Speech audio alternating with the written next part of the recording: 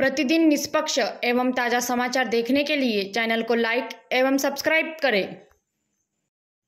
आज रविवार 25 मई 2025 को कामठी तालुका अंतर्गत आने वाले एरखेड़ा नगर पंचायत में पालक मंत्री चंद्रशेखर बावनकुळे द्वारा एरखेड़ा की जनता की समस्याओं को सुनकर उनकी समस्याओं का समाधान करने के लिए जनता दरबार लिया गया, जिसमें कुल 297 अर्ज प्राप्त हुए।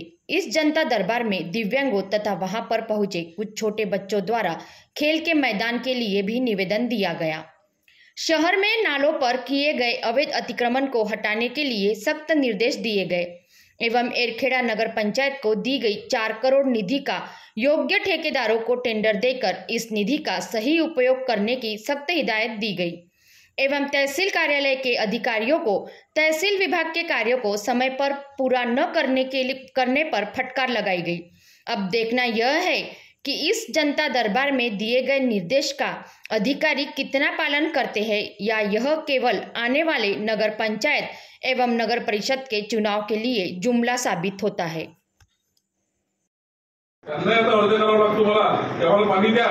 टाकीला पैसे दिले, 2 कोटी रुपये विशेष माफ दिले, नदीकर्म महामंडळाकडून माननीय देवेंद्र फडणवीस सरकारने मी पैसे मंजूर केले आणि 2 वर्ष झाले एमजेपीकडे पैसे पडले पण तुम्ही काम करत नाही।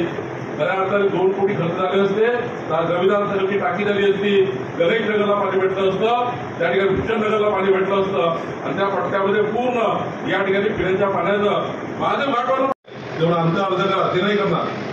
जेवढ्या लोकांनी माझ्यासमोर आपण अर्ज केले त्या लोकांचं पहिले काम करा, ते विचार अपेक्षित म्हटलंय माझ्यासमोर। जितकी अप्लिकेशन आहे जेवढ्या अप्लिकेशन आहे उद्या शॉर्टिंग करा, पोयाम ढिंगे आमचे रविभावचे अधिकारी बसा, शॉर्टिंग करा। त्या 298 मध्ये पट्टे किती आहे, 298 मध्ये आले झडपी टाका असं म्हणतात। नगरपालिका झाली आता सीवा किंवा दुकानात त्याला तरी 8 सही करायची आहे, त्याच्यात जिल्हा परिषदेवर लावली आहे। 4 महिने झाले नगरपालिका झाली, का नाही झालं होतं पट्टे वाटप? आता तुम्हाला अधिकार दिले, पालकमंत्री सही करेल का पट्ट्यावर? मला कुठल्या 15 दिवसामध्ये एकही पट्टा शिल्लक नाही, एकही पट्टा एरखेड़ावरचा। अगले 15 दिन में एक भी पट्टा शिल्लक नहीं चाहिए, पूरे पट्टे देना चाहिए एरखेड़ा। ये नहीं चलेगा।